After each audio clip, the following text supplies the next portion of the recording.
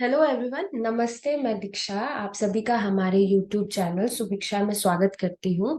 आज का जो हमारा टॉपिक है वो इंटरनेशनल रिलेशंस है।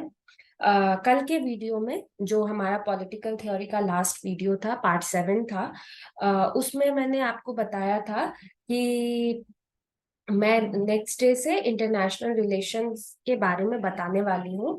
पॉलिटिकल थ्योरी भी हमारा कंटिन्यू रहेगा क्योंकि वो अभी तक कंप्लीट नहीं हुआ है, पर साथ ही साथ हम इंटरनेशनल रिलेशन के बारे में भी पढ़ना शुरू करेंगे।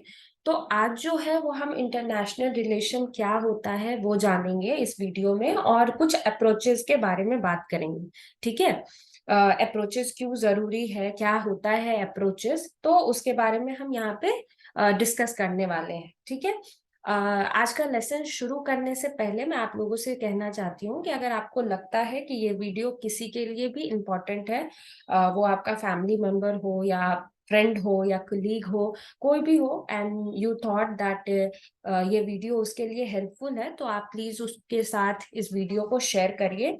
या फिर कोई भी यूजीसी नेट की एग्जामिनेशन के लिए प्रिपरेशन कर रहे हैं, या फिर किसी पीएचडी एंट्रेंस एग्जाम के लिए, या फिर वो यूजी पीजी पॉलिटिकल साइंस से कर रहे हैं, तो भी ये वीडियो जो है वो काफी हेल्पफुल होने वाला है। ठीक है। आई होप कि आप लोग करेंगे। Thank you so much. And now let's start our today's topic. Okay, so let's move to the next slide. Yes. तो जैसा कि मैंने बताया कि आज का जो हमारा टॉपिक है वो इंटरनेशनल रिलेशंस। इंटरनेशनल रिलेशन होता क्या है? ठीक है। अंतरराष्ट्रीय संबंध, राइट। यहाँ पे मैंने लेफ्ट साइड में बहुत सारे फ्लैग्स के, मतलब डिफरेंट कंट्रीज के फ्लैग्स के पिक्चर यहाँ पे मैंने लगाया है। यहाँ पे कनाडा का भी फ्लैग है, इंग्लैंड का भी है, अमेरिका का भी है, इंडिया का भी है। बहुत सारे फ्लैग्स जो हैं वहां पे हमको दिख रहे हैं, राइट। तो अंतरराष्ट्रीय संबंध होता क्या है? ठीक है। या वो जरूरी क्यों है हमारे लिए, या किसी भी कंट्री के लिए इंटरनेशनल रिलेशन जो है वो क्यों मायने रखती है, ये जानना जरूरी है, राइट। और ये बहुत ही इंपॉर्टेंट टॉपिक है किसी भी एग्जाम के पॉइंट ऑफ व्यू से, चाहे हम कॉलेजेस के एग्जाम दे रहे हैं तो भी ये इम्पोर्टेंट है, या फिर पीएचडी एंट्रेंस एग्जाम देना है तो भी जरूरी है, या कोई भी कॉम्पिटिटिव एग्जाम देना है तो हमेशा ही इंटरनेशनल रिलेशन से क्वेश्चंस जो है वो आते ही आते हैं। तो ये जो है वो बहुत ही इंपॉर्टेंट टॉपिक है, इंटरनेशनल रिलेशन। तो इंटरनेशनल रिलेशन होता क्या है? तो अंतरराष्ट्रीय संबंध। ठीक है।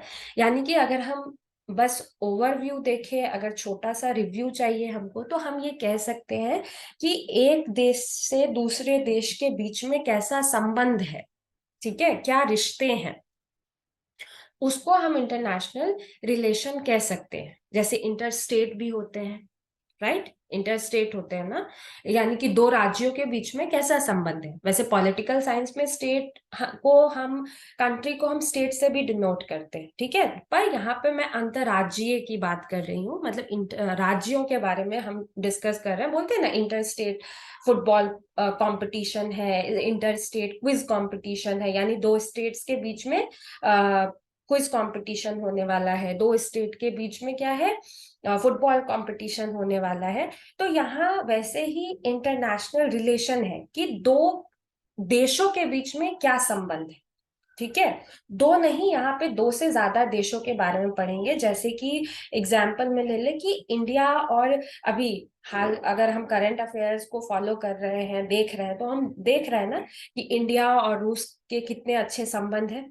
इंडिया और रशिया के बहुत अच्छे संबंध है, भारत और रूस के अभी हमको देखने के लिए मिल रहा है। जब अमेरिका के प्रेसिडेंट ओबामा थे या ट्रम्प थे, तो उस समय भी अमेरिका का और इंडिया के संबंध जो थे वो बहुत अच्छे थे। बाइडेन जब से आए तब से कुछ कॉन्फ्लिक्ट्स जो है, यानी कि कुछ डिसीजंस ऐसे हैं जिसमें इंडिया ने यूएसए का फेवर नहीं किया है, जिसकी वजह से रिश्ते थोड़े से क्या हो गए हैं, खराब हो गए हैं। बिल्कुल ही खत्म नहीं हो गए, लेकिन खराब हो गए। तो क्या है इन दो कंट्रीज के बीच में, या हर कंट्रीज के साथ हमारा क्या रिलेशन है, हमने क्या ट्रीटी साइन की है, क्या हमारा वेलफेयर है, किस हम पीस को लेके किस तरह से काम कर रहे हैं, हमारा वॉरफेयर क्या है। तो सब कुछ जब से क्या हुआ, पटिशन हुआ इंडिया पाकिस्तान में। भारत जो है वो दो भागों में बट गया। हाँ, उसके बाद फिर बांग्लादेश अलग हुआ पाकिस्तान से। तो इस समय ये सब चीजें क्या थी, यह क्या दिख रहा है कि एक ही स्टेट, एक ही कंट्री से जो है वो दूसरे कंट्रीज फॉर्म्ड हुए, बिल्डअप हुए, राइट। और उसके बाद फिर उनके साथ हमारे ताल्लुकात कैसे हैं, हमारा रिलेशन कैसा है। तो इस टॉपिक में हम वही जानने वाले हैं कि जितने भी कंट्रीज हैं प्रेजेंट टाइम में, उनके साथ हमारा क्या रिलेशन है।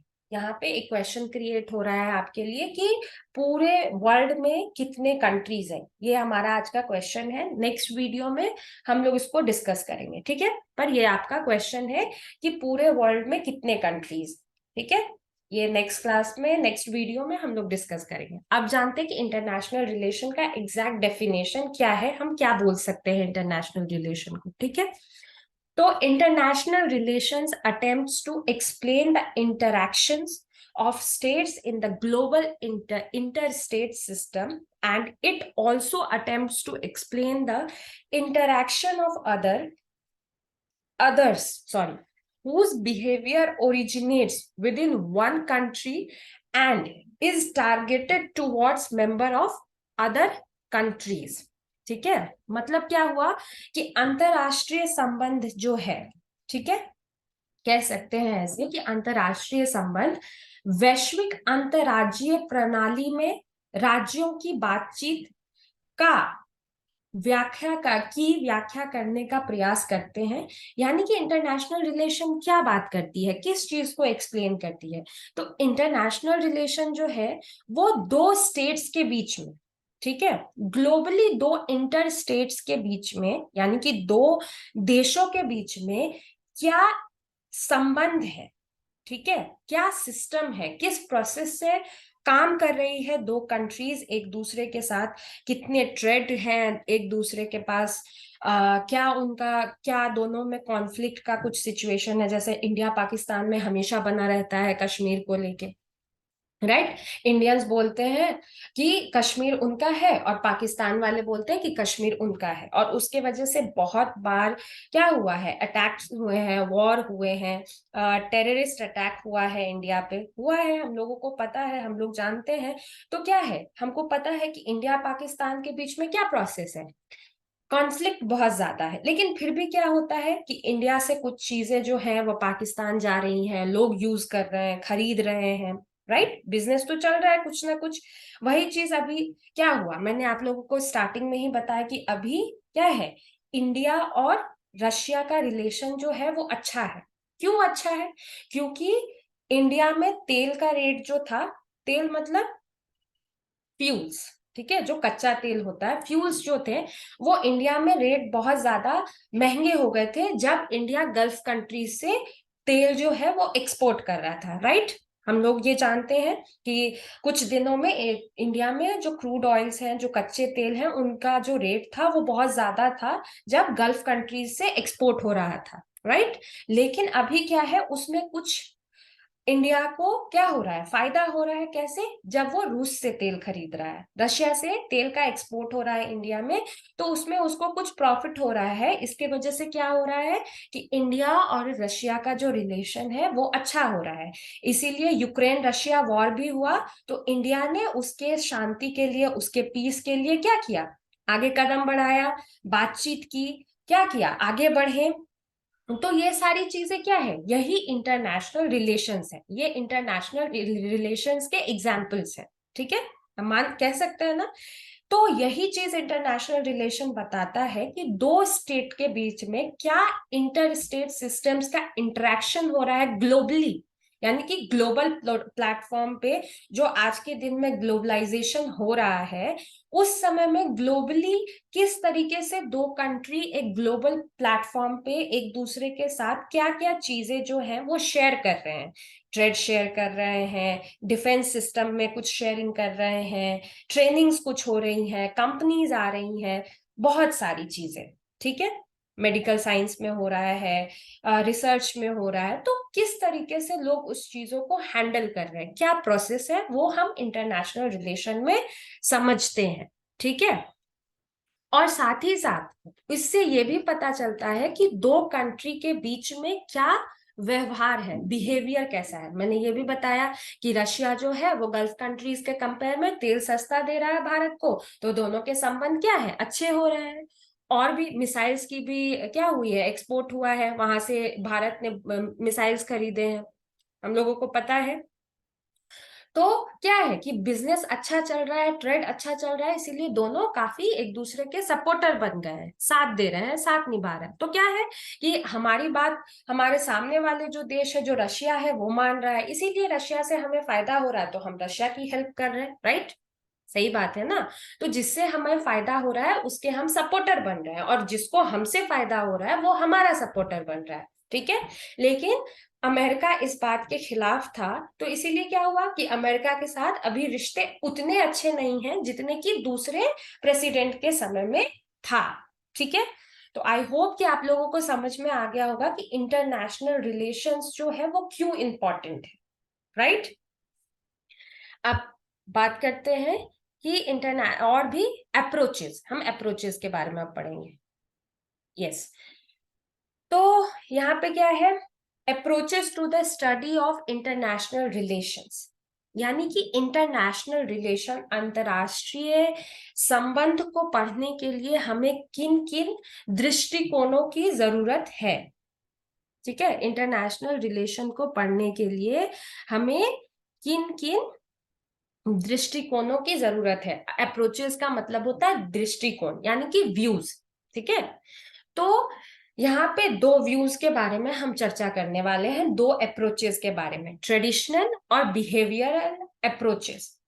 ये दो अप्रोच जो है वो बहुत ही इंपॉर्टेंट है जब भी हम पॉलिटिकल साइंस में किसी भी टॉपिक के बारे में पढ़ते हैं, इंटरनेशनल रिलेशन हो, इंटरनेशनल पॉलिटिक्स हो, या हम मेथोडोलॉजी की जब बात करते हैं, तो ये दोनों अप्रोचेस आते ही आते हैं। तो ये जो है, both are very important approaches in political science to measure any topic, right. तो इसीलिए इंटरनेशनल रिलेशन में भी हम वही करने वाले हैं, इस दो टॉपिक से ही, इन दो अप्रोचेस से ही हम होल इंटरनेशनल रिलेशन को एनालाइज करेंगे कि इंटरनेशनल रिलेशंस के क्या क्या वे हैं इंटरनेशनल रिलेशन को समझने के लिए, ठीक है।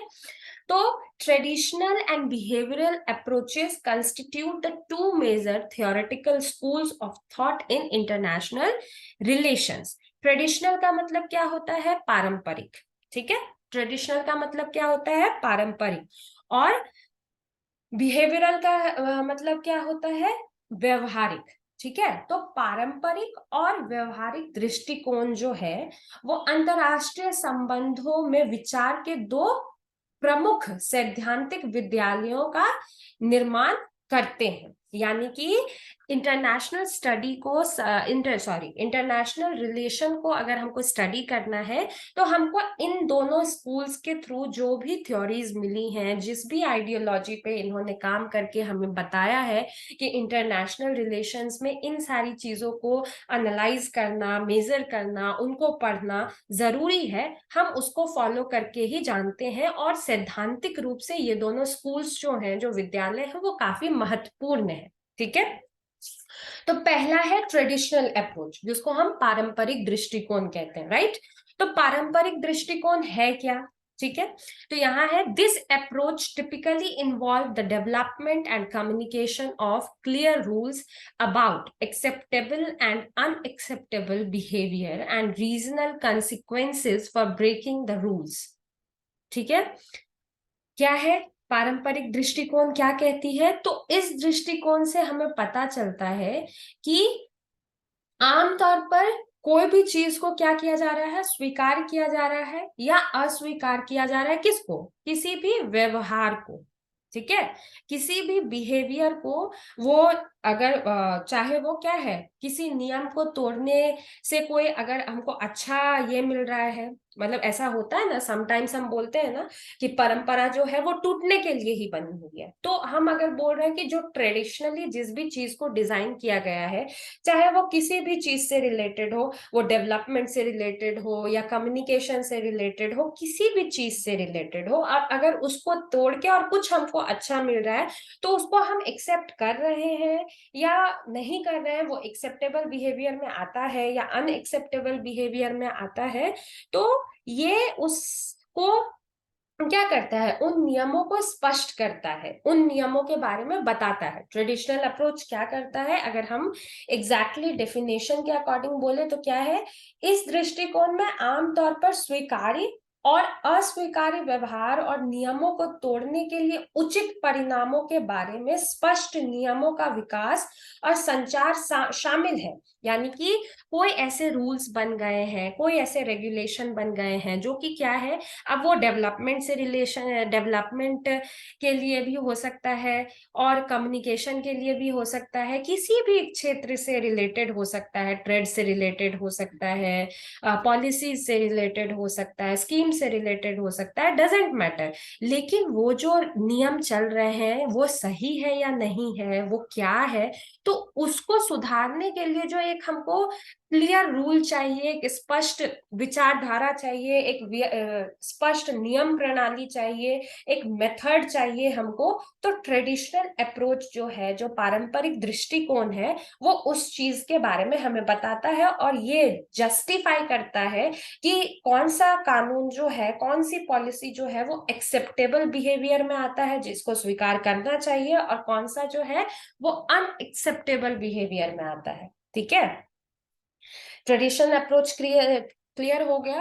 अब है बिहेवियरल अप्रोचेस। अब बिहेवियरल अप्रोच क्या कहता है, तो है the behavioural approach brings psychology, social and contextual explanations of human behaviour to policy design and provides innovative, complementary and usually inexpensive solutions for policy improvement। ये जो है एकदम क्या है, कॉन्ट्रास्ट है ट्रेडिशन अप्रोच का। कैसे, ये क्या कहता है, जो ट्रेडिशनल व्यवहारिक दृष्टिकोण है वो क्या बता रहा है कि व्यवहारिक दृष्टिकोण मानव व्यवहार के मनोवैज्ञानिक, सामाजिक और प्रासंगिक व्याख्याओं को नीति के डिजाइन करने में लाता है।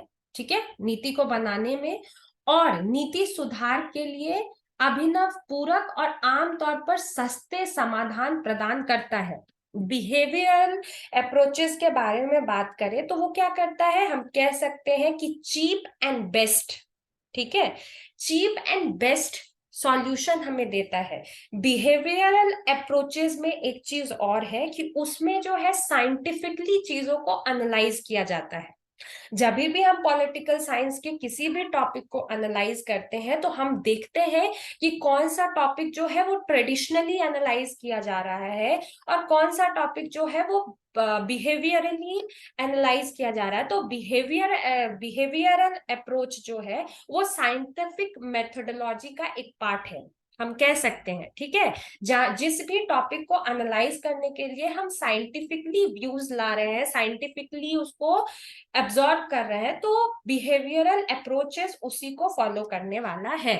और इसमें बिहेवियरल अप्रोचेस में जब भी हम किसी चीजों को एनालाइज करते हैं तो वो साइकोलॉजिकली बात करता है, यानी कि ह्यूमंस के दिमाग में क्या चल रहा है, क्या सामने वाला सोच रहा है, यानी कि दो कंट्रीज आपस में संबंध बनाने के बारे में किस तरीके से सोच रहे हैं, क्या उनकी साइकोलॉजी है, उस पर भी डिपेंड करता है। सोशली वो देखता है कि दोनों तरफ के सामाजिक विचारधाराएं क्या है, उसको भी वो एनालाइज करता है। कॉन्टेक्चुअल, प्रासंगिक, यानी कि क्या लोगों में क्या कहानियां हैं, क्या पुराना हिस्ट्री है, हिस्ट्री को समझ के क्या अभी होना चाहिए, इन सारी चीजों को देखते हुए पूरे ह्यूमन बिहेवियर पर वो पॉलिसी डिजाइन करने की कोशिश करता है। मतलब हम कह सकते हैं साइंटिफिकली वो सब कुछ करना चाहता है, और तब जो है वो इनएक्सपेंसिव यानी कि चीप वे में पॉलिसी जो है वो इम्प्रूव करने की कोशिश करता है। तो समझ में आ गया कि ट्रेडिशनल अप्रोच किस तरीके से काम करती है और बिहेवियरल अप्रोच किस तरीके से काम करती है। ठीक है, तो इंटरनेशनल रिलेशन जो है, हम अगर बोले नाउ दीज डेज जो है वो बिहेवियरल अप्रोचेस से ही चलता है, साइंटिफिकली मेथड को ही जो थिंकर्स हैं, जो ये सोशलिस्ट है, साइकोलॉजिस्ट है, फिलोसोफर है, वो उसी तरीके से इस चीजों को क्या करते हैं, साइंटिफिकली मेथड को ही यूज करके चीजों को एनालाइज करते हैं। ठीक है, तो समझ में आ गया कि ट्रेडिशनल अप्रोच क्या है और बिहेवियरल अप्रोच क्या है। ठीक है, यस। अब आता है कि ये अप्रोचेस का पार्ट है। ठीक है, ये क्या है, ये हमारा पहला थ्योरी है जिसके थ्रू हम इंटरनेशनल रिलेशन को समझेंगे। ठीक है, ये क्या है, आइडियलिस्ट थ्योरी, यानी कि आदर्शवादी विचारधारा या आदर्शवादी सिद्धांत। ठीक है, आइडियलिज्म का मतलब होता है आदर्शवाद। ठीक है, और आइडियलिस्ट थ्योरी मतलब आदर्शवादी विचारधारा, नहीं, सिद्धांत। ठीक है, थ्योरी मीन्स सिद्धांत, आइडियोलॉजी जब पढ़ते तो आइडियलिज्म, तो ये आदर्शवाद हो जाता। ठीक है, तो यहाँ पढ़ना है हमको आइडियलिस्ट थ्योरी के बारे में। तो क्या पढ़ रहे हैं हम आइडियलिस्ट थ्योरी के बारे में? तो फर्स्ट पॉइंट जो है वो ये है, the 19th and 20th century saw two general schools of thought in international relations। अगर हम 19वीं और 20वीं शताब्दी की बात करें तो अंतरराष्ट्रीय संबंधों को समझने के लिए या उसके बारे में सोचने के लिए क्या था कि दो तरह की जो सामान्य विचारधाराएं जो थी वो देखी गई थी। ठीक है, दो तरह की सामान्य विचारधाराएं देखी गई थी। ठीक है, पहला जो था वो क्या था, first was the realist tradition. पहला क्या था, पहला जो था वो यथार्थवादी परंपरा थी। ठीक है, रियलिस्ट का मतलब ये होता है जो रीजन बेस्ड चीजों पे गौर करते हैं। रीजन मतलब जो लॉजिक बेस्ड थ्योरीज पे, जो लॉजिक बेस्ड सॉल्यूशन पे जो बिलीव करते हैं उसको रियलिस्ट ट्रेडिशन बोलते हैं। यानी कि जो यथार्थवादी परंपराएं हैं वो पहली क्या थी, एक जनरल स्कूल थी जो कि इंटरनेशनल रिलेशंस को एनालाइज करने के लिए हमारे पास थी, या लोग या उस समय के जो थिंकर्स थे वो उसको फॉलो करते थे। ठीक है, where state, first was the realist tradition where states were in constant state of competition for power, focused on securing power and security through military। क्या कह रहा है ये सबसे पहले यथार्थवादी परंपरा थी जहां राज्य सत्ता के लिए निरंतर परिस्पर्धा की स्थिति में थे, जो सेना के माध्यम से सत्ता और सुरक्षा हासिल करने पर केंद्रित थे। ठीक है, यथार्थवादी विचारधारा के बारे में अगर हम बात करें, रियलिस्ट थ्योरी के बारे में हम बात करें, तो मैंने क्या बोला कि रियलिस्टिक चीजें जो होती हैं वो रीजन बेस्ड होती हैं, वो लॉजिक बेस्ड होती है, राइट। तो उस समय जो रियलिस्टिक या रियलिस्ट ट्रेडिशन जो था वो क्या कर रहा था, वो मिलिट्री की पावर, यानी कि अपने सिक्योरिटी के दम पे, मिलिट्री पावर के दम पे, जो सुरक्षा का उनका जो डिफेंस सिस्टम था उनके दम पे, पावर के दम पे, वो क्या करना चाहते थे, वो करना चाहते थे कि उनका कंपटीशन जो है उसको वो उस चीज को हमेशा अपने इंटरनेशनल रिलेशन, जो उनका राज्य था, उनका जो गवर्न करने का प्रोसेस था, जो इंटरनेशनल रिलेशंस थे, उनको वो हमेशा आजमाते थे। यानी कि क्या कहने का मतलब था कि जिनके पास ज्यादा सेना थी, ज्यादा डिफेंस था, जो ज्यादा पावरफुल थे, वो हमेशा से ही जो कम पावरफुल लोग थे, जिनके पास कम डिफेंस सिस्टम था, कम डिफेंस के प्रोसेसेस थे, जिनके पास कम वेपन्स था, जिनके पास कोई सॉल्यूशन नहीं था, उनको सप्रेस करने की कोशिश करते थे। ये एग्जाम्पल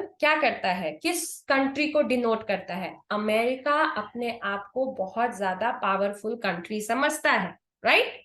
या हम कह सकते हैं कि उसका जो टेक्नोलॉजी है या जो भी उसके सिस्टम्स हैं, जिस तरीके का प्रोसेस वो यूज करता है, तो इसके वजह से वो पावरफुल है, करेक्ट है।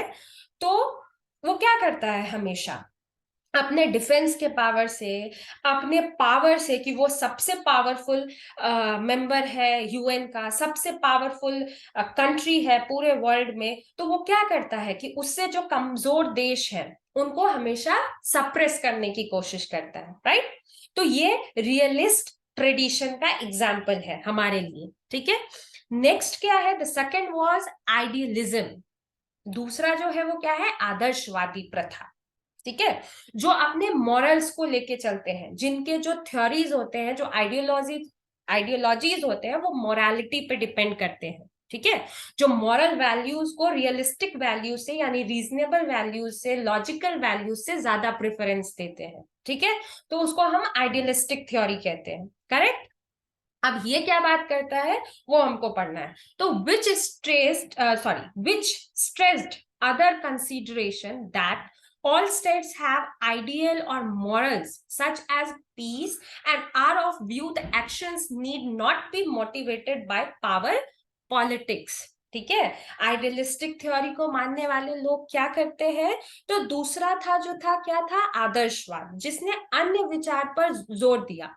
एक जो रियलिस्ट था उसने क्या, उसने सिर्फ पावर पे अपनी पकड़ बनाने की, पावर अगर है तो सब कुछ है ऐसा मानने वाले लोग थे। लेकिन आइडियलिज्म जो था, जो आइडियलिस्ट थ्योरी थी, वो उसके कॉन्ट्रास्ट था। यानी कि उसने पावर पे ध्यान नहीं दिया, उसने सत्ता पे तो ध्यान दिया लेकिन पावर पे ध्यान नहीं दिया। उनका ये मानना नहीं था कि हम पावर करके शक्ति हासिल करके शक्तिशाली बन के किसी का दमन करते रहे, ये सत्ता में रहने का या फिर राज्य करने का ये सही मतलब है। नहीं, आइडियलिस्ट थ्योरी जो आइडियोलॉजीज थे, आइडियलिज्म थे, या जो आइडियलिस्ट थे, जो थिंकर्स थे, या जो लोग हैं, या जो कंट्रीज थे, उन्होंने हट के सोचा थोड़े दूसरे तरीके से, और भी कौन कौन से वेज हो सकते हैं सत्ता में रहने के लिए। उन्होंने उस विचारधारा को सोचने की सोचने के लिए वो क्या हुए, प्रेरित हुए। उन्होंने उन्होंने सोचना शुरू किया। तो उसके बाद हुआ क्या कि दूसरे जो विचारधाराएं थी, सिद्धांत थे, उस पे जोर दिया गया कि सभी राज्यों में शांति जैसे आदर्श या नैतिकता है,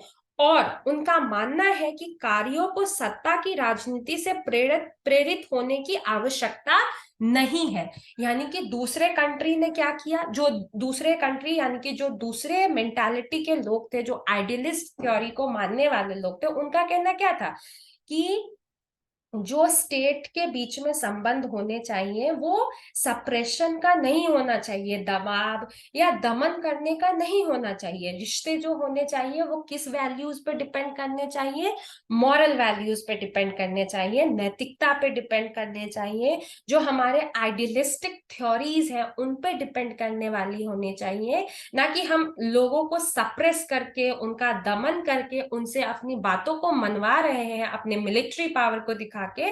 ये जो है वो गलत है। यानी कि सत्ता का पावर जो है वो संबंधों में नहीं आना चाहिए, बल्कि शांतिपूर्वक एक संबंधों का स्थापना होना चाहिए, इसके बारे में सोचा।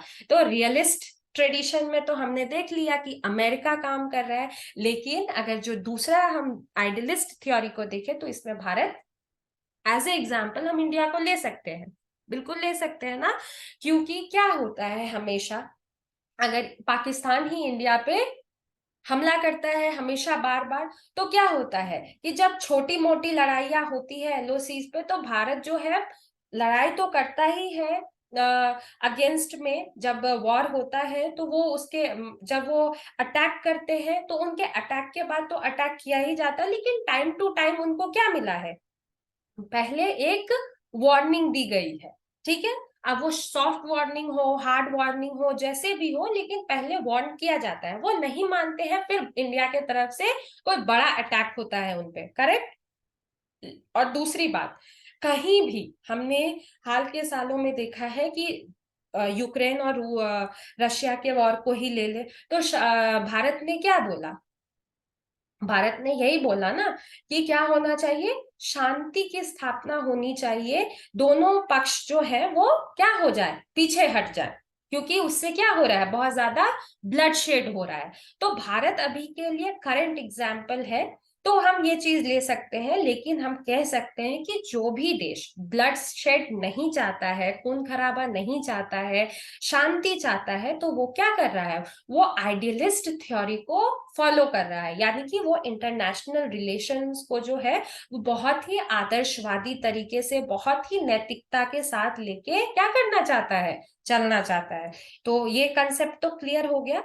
अभी पहले हम आइडियलिस्ट थ्योरी के बारे में पढ़ेंगे, उसके बाद हम आइडियोलॉजी के बारे में भी, थ्योरी के बारे में भी पढ़ेंगे। तो ये था क्या रियलिस्ट है और क्या आइडियलिस्ट है, ठीक है, तो समझ में आ गया। यस, अब है फीचर ऑफ आइडियलिस्ट थ्योरी।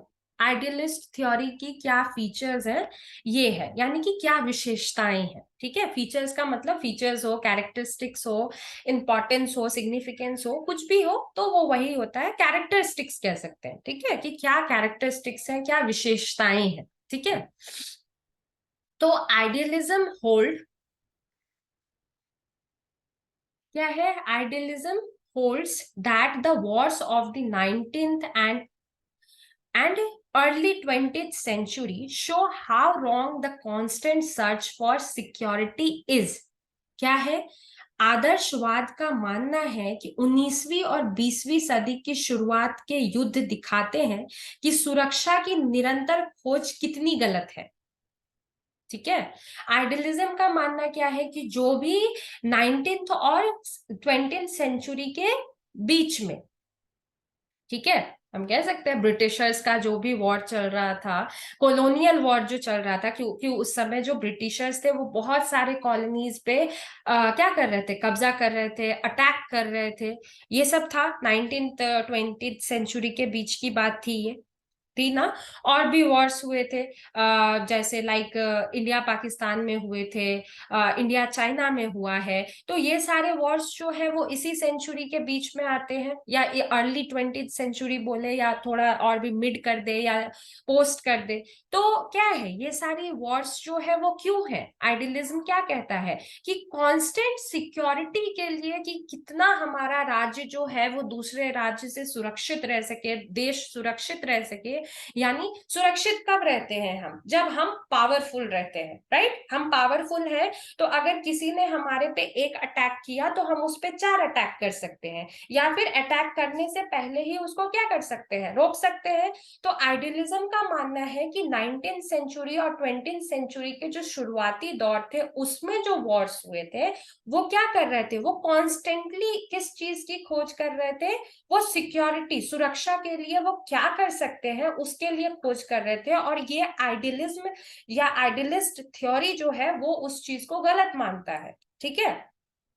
इसलिए गलत मानता है क्योंकि उस समय उस चीज को खोजने के लिए, अपने सिक्योरिटी को क्या करने के लिए, कंफर्म करने के लिए कि हम हमेशा सिक्योर रह सकते हैं, हमारा सिक्योरिटी पावर इतना बढ़ जाए, हमारा डिफेंस सिस्टम इतना स्ट्रांग हो जाए, हम इतने पावरफुल हो जाए, इसके वजह से हम क्या करने लगे थे, वॉर्स करने लगे थे, उसके वजह से ब्लड शेड हो रहा था, हम एक दूसरे पे जीत पाना चाह रहे थे। तो ये क्या था, ये गलत था आइडियलिज्म के थ्योरी के हिसाब से, ठीक है। नेक्स्ट क्या है, as states continuously arm themselves for warfares, war always result in destruction. If humanity is to serve nuclear age, then it must have motives for the action other than security, then believe that the security must be redefined, ठीक है। क्या है, जैसा कि राज्य लगातार युद्ध के लिए खुद को तैयार करते हैं, युद्ध हमेशा विनाश का परिणाम है।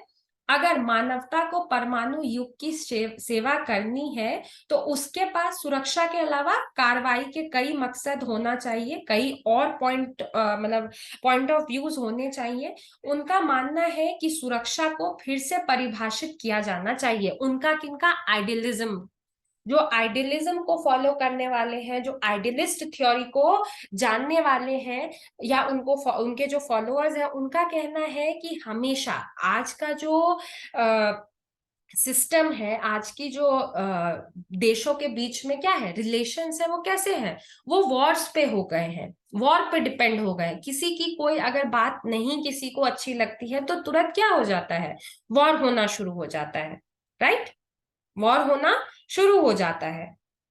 और परमाणु युग यानी कि अब क्या है, एक दूसरे पे बॉम्ब गिराना शुरू कर देते हैं, जैसे हिरोशिमा नागासाकी पे हुआ था, बॉम्ब अटैक हुआ था।